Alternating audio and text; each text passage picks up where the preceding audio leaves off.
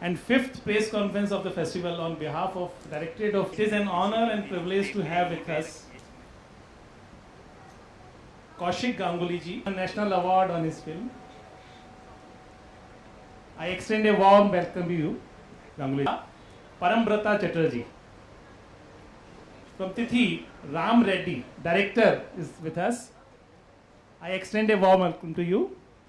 And तिथि हिंदी में हम समझते हैं तिथि मृत्यु के बाद जो एक सेलिब्रेशन या एक जो एक संस्कार होता है, संस्कार को बनाने के लिए एक जो कार्यक्रम होता है उसे तिथि हम बोलते हैं. 11 days after a death तिथि उसको डिपिक्ट करता है. And Ciemawala is a film about a father-son relationship set against the backdrop of cinema. It also focuses on the sad stage of single-screen theatres in the country. So the format of the press conference will be, first of all, they will share their views, their experiences. Then we will take some questions. So I'll request Ram Reddy ji to please start. Yes. About your film, your experiences, or BRICS Film Festival, how you are making it. Then your cinematographer can share some views. Please. Namaste everyone. Wonderful to be here. Hello? Hello? Can you hear me? Yeah. Namaste, my name is Ram Reddy and I'm from Bangalore. My film, as it has been introduced, is called Thithi. Thithi is a Kannada film and it's shot in the Mandya district of Karnataka. Thithi was, as mentioned, is a light-hearted film. It's basically the portrait of a family, 4 generations of men in a family, and the film opens with the death of the oldest. He's 101 years old. His name is Century Gowda, and he dies in the beginning of the film. And then the film follows the lives of his son, his grandson, and his great-grandson over 11 days up to his the Thithi ceremony, which is what the film is called. So it's a playful film where there are multiple storylines that move in different ways. Thithi, what I think was challenging in the process to make this film was that all the actors, everyone, they're farmers from that area. So they're not even aspiring non-professional actors. They are just regular people who live in the villages where we shot. And what we did in order to bring them into a film is we actually first chose the location, we first chose the place, we first chose many of our actors, and only after that did we actually write the script. So we wrote the script for the real people who we decided to put into the film. So a lot of them are playing personalities that are very close to how they are in real life. So this was the key in the whole making of this film. I was lucky to collaborate with 2 very special people. The first one, he's not here, he's the co-writer, casting director, etc. of the film. His name is Ire Gowda, and he and I wrote the film together. He is born and brought up in the village where we shot, in Nodekoplu in Mandya. So that led to the film having a sense of authenticity. I'm also lucky to work with Doron Tempert, who is a classmate from film school, which I went to in Prague. So Doron Tempert and I have worked together for many short films and now had the chance to collaborate on this first feature. So the crew came from different parts. There was crew from Bombay, there was crew from the village itself. My editor was from the US and didn't speak a word of of Kannada. So it was I call it a Frankenstein crew from all over the place.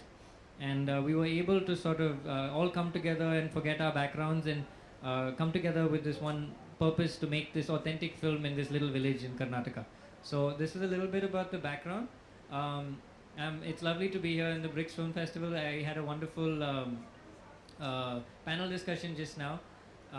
So especially these countries are really, they're really superpower countries.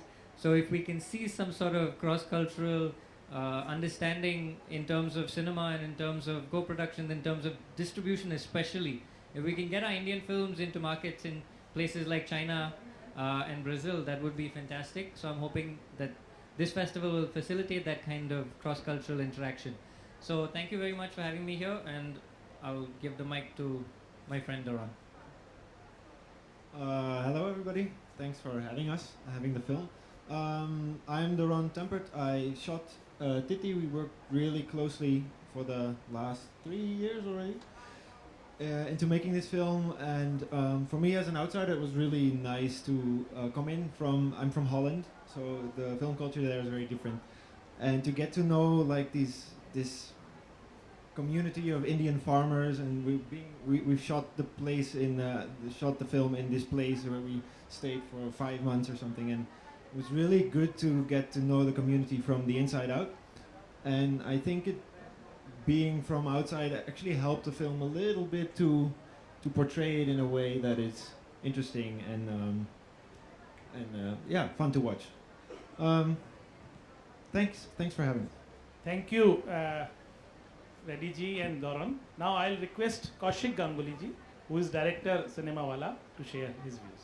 Good afternoon. It's a real honor to be here at Bricks. You must have noticed how they are written bricks in different colors, you know. So we hope to create a rainbow of hope, friendship, and it's not like other film festivals. This is a diplomatic film festival, I must say, to create a bridge between these countries. Ciemawala, when it received the prestigious UNESCO Fellini Award, you must have heard about that. During felicitation, they said that this is a very local subject which is finally portraying an international crisis. That's why they are rewarding it. Ciemawala, basically I can talk about West Bengal, we had 700 single screen theatres. Now it has come down to 248 theatres only. And all 248 theatres in Bengal are digital, so no existence of celluloid anymore.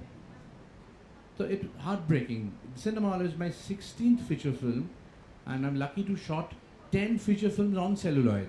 So I have a very strong association with that particular medium of the particular discipline of cinema. Ciemawala also addresses the piracy problem all over the country.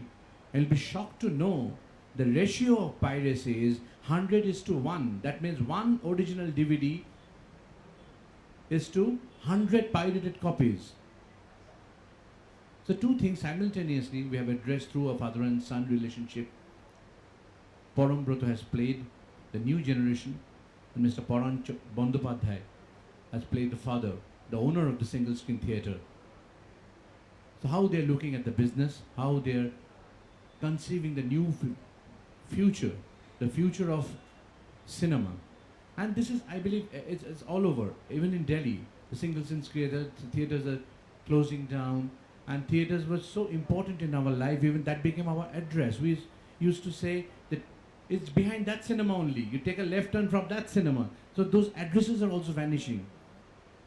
And what I suggest, this thing will definitely happen, that people will break those those single screen theatres, but government should establish a rule that if you have to build anything new, you have to have 2 small theatres, like 150 seaters or 200 seaters. It has to be compulsory, otherwise the plan won't be passed for the new, whatever you do, the rest of the building. But there has to be 2 theatres to pass the plan, the floor plan of the new project. That has to come from the government, I suppose. And now this Indian Panorama Festival, you must have heard about that. It's a mobile festival. Government have started sending films all over the country. And there are places where there's no theatres. We have to look into that matter seriously. We need to have theatres, not only multiplexes. We need single screen theatres, small theatres, where the capacity will be around 200 to 300 maybe. And if you watch this film, today we have a screening at 7:45. So just after the Russian Leningrad program, don't forget to watch Ciemawala. That will answer all your questions. Thank you. Thank you, Mr. Kaushik Ganguly. I'll request Parambrata Chatterjee to share your views, your experiences. Thank you very much. Good afternoon, everyone. I'll take a cue from what Kaushik started saying. I think with with time passing, with the passing years and where we stand today, I think the most local of subjects are the most global ones all over the world. I think that's what we are seeing. Be it a film from a remote corner of Algeria or the sub-Saharan desert like Timbuktu, be it a film like Thithi, be it a film like the Marathi film called Saidat, be it a film like Ciemawala from Bengal. I think it is the most local of subjects which are becoming the most global of films. Also, I think the world has become a smaller place through internet. So the exchange of ideas, the exchange of local ideas globally has become easier. So what excited me about being a part of Ciemawala primarily was the fact that this was essentially a very, very local idea.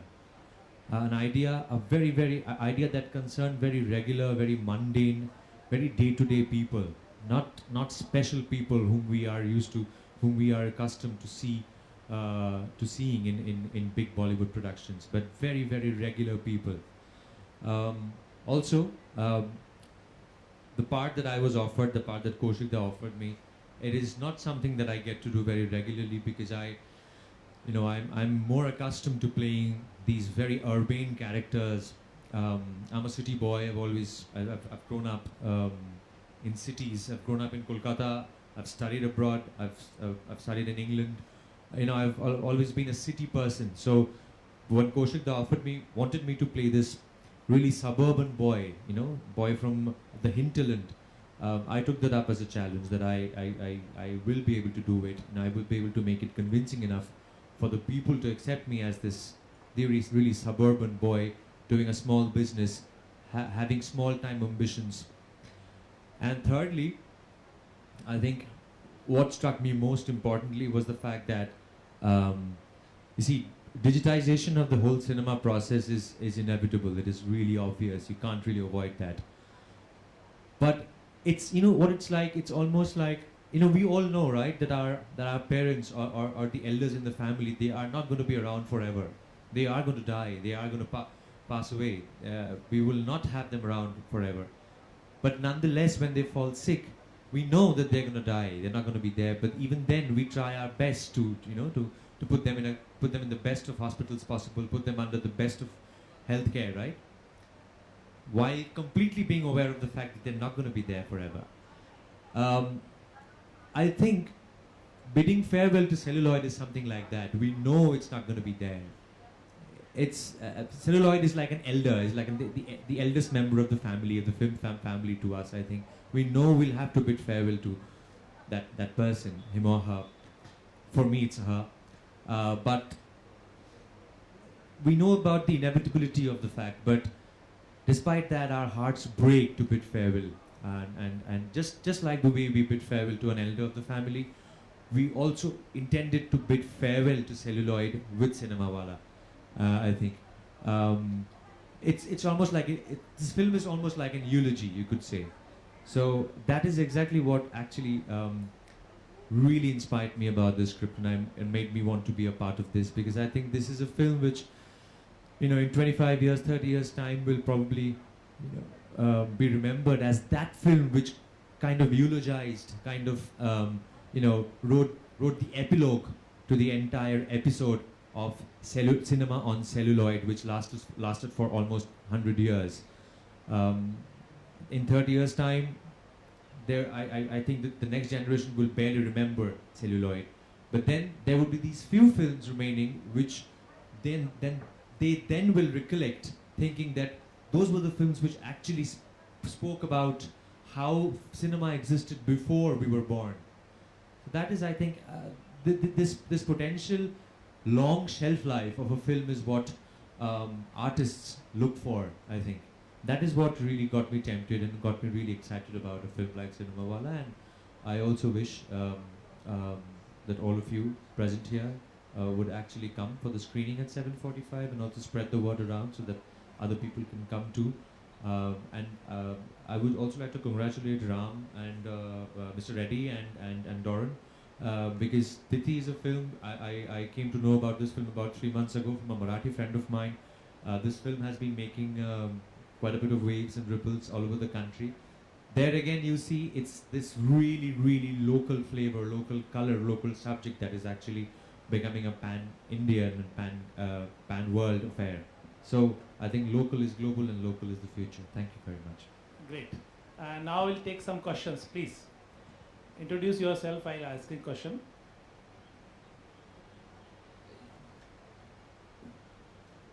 Arun, you can start with. Give mic to Mr. Arun. Please, ma'am. Sorry, please. Hi. Please this- introduce yourself. What I've realized, the two stories are similar. The celluloid is our century Gora. Right. So, hi, this is Priyanka from PTI. I wanted to ask Ram, Kaushik, and Paramrata. I know this issue on censorship has been there. I mean, I don't know since when, but of late, a lot of big films have been. I think we'll start with Ram, then Kaushik ji, then Paramrata. Please. So I agree with the stance that it should be a certification body rather than like an editor, because editors are artists who are professional, and directors and editors sit in rooms for long periods of time and try and take decisions based on an artistic impulse. Personally, for example, Thithi itself is edited a little bit like a song. So there's a rhythm, because both me and my editors are percussionists, so we try to edit to a rhythm. Now, if I'm editing to a rhythm and a censor board takes out a few shots of my song, if you play a song back and take out 2 seconds and it skips, it's not music anymore. So as an artist, I'm very concerned for freedom of thought and expression. You can perhaps ban a film if it comes down to that, but don't be to edit a film, I think hurts the creative process, A, and B, as artists, we shouldn't be worried when we're writing our scripts, will this work, will this not work, because it's another mind or body taking that decision. So it's better to know that, okay, if I go too far by what society is accepting at this point, perhaps it will be banned, perhaps. So keep it within some sort of reasonability and then certify it.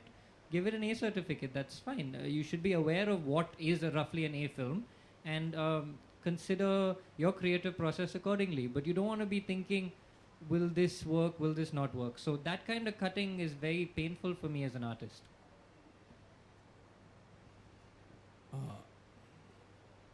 No one will support the stand of censor board, and we'll keep on discussing this issue for next 20 years, I suppose. This will never stop. Sometimes to sensible filmmakers it's very insulting when they suggest a cut. It's questioning our integrity, our passion towards cinema. We want a board of directors who will be, whom you can trust. We want a proper filmography of that board of directors. They should have the proper volume of work, sensible work. You know why I'm saying this? We have observed a long fight at Film Institute, one of the Film Institute of India, just due to that reason. When somebody is giving you a cut, and if you go through his films, old films, you know why I'm saying all this? I don't mind Mr. Shyam Benegal is suggesting a cut. I don't mind Mr. Govind Nihalini suggesting a cut. This is not the right place, I believe, to carry on with this discussion. But have faith in us. But I must say there are directors who are creating such images which could be disturbing, should be regulated. But there has to be a proper body to do that. It can't be random. I have seen censor board members correcting spellings of the script. I said, why are you doing this? But the spelling is not right. I said, what's your problem? Then he is following the dialogue from the script. As you know, the actors will often improvise. They will add 1 or 2 words. But this word is not there in the script. So this discussion will carry on, and we should not be bothered about it. If your film faces any problem, go and fight. That's the only solution, I think. Mr. Paramrata. Yeah, I think so. You know, in our country, actually, we have a tendency to hyperventilate about a lot of things, which I find very funny. So this, as you correctly pointed out, this thing about censorship, whether it should be there or shouldn't be there, that has been in discussion and in debate for ever now, and I think it's going to be in discussion for another century, at least. There is no question of supporting censorship. Absolutely, it's out of the question. Film, the board which is there for certification should be there for certification, and I completely agree with Mr. Reddy here that the board is completely free to mark a particular film with an A certificate, with a UA, with a U or whatever. But I feel some people also challenge that whether the board of certification, how much power should be vested in the board of certificate. Well, here I do have to say that in a country like ours, which is so varied and which is so, it's essentially a pluralistic society where there are so many religions, caste, creed, languages. It's just not, India is like many countries kind of compressed into one. So it is very easy to offend each other. So I think the board of certification should be careful about such things, of course, totally, and do the marking accordingly. Also, I think it's very, very important, as Kaushikda pointed out, that it's very, very important to put a check on the eligibility of the people who are actually at the helm of things. That cannot be random, that cannot be arbitrary. And yeah, someone just might come up and say that, yeah, I have made these, come up and show a list of 25 very popular super hit films to his kitty and claim a certain throne, but then that doesn't really make him, that might not make him eligible for a certain post. That might make him a fantastic populist director or maker of great popular and super hit films, but that does not necessarily make him eligible for a certain post. I think these distinctions and have to be made, and we need to be more discerning while appointing people at such responsible posts. Any other question, please? And for your information, 3 years back there was a 2 years back there was a circulation to the censor board that if you use a single slang, that will be adult. It will be certified adult. That means if you use 200 slangs, you'll get the same certificate. And the character who is supposed to use slang cannot use it. And the problem with this A certificate, you cannot sell the satellite right to the television. So it became a huge burden on the producers. And they'll request the director to cut down on that. And you create a false character. And my major point is, cinema is the documentation, is the history that will remain. And we will create a wrong history under the pressure of censorship. Yes, please. I am Arun Kumar, and my question is to Ram Reddy sir. Do you have any plans to go to Holland and work with him on the issues there? Ever since I met him, I have never made a film without him. So there's a sort of filmmaking marriage has happened here, and I'm filmmaking soulmate. I found one, so I will continue to work with him wherever that could possibly take us. You know, like he has some Indonesian blood in him, so he's thinking of maybe at some point doing a film there. So maybe I'll be involved with that. You know, so I've been to his home in Holland. It's beautiful. So there is this sort of cross-cultural feeling within our team. Like I said, my editor is from USA, and my writer is from the village. So we don't see it like that as boundaries. We're all artists, and we're happy to work on any film that's human and we're passionate about. Any other questions? So, thank you, Parambrata Chatterjee, Thank you. Kaushik Ganeguli, Ram Reddy, and Doran. And please don't for miss the joining screening. Don't miss the screening. Both the screenings. It is at 5 o'clock today. Sure, sure. All Thank the you so best. much. Thank you.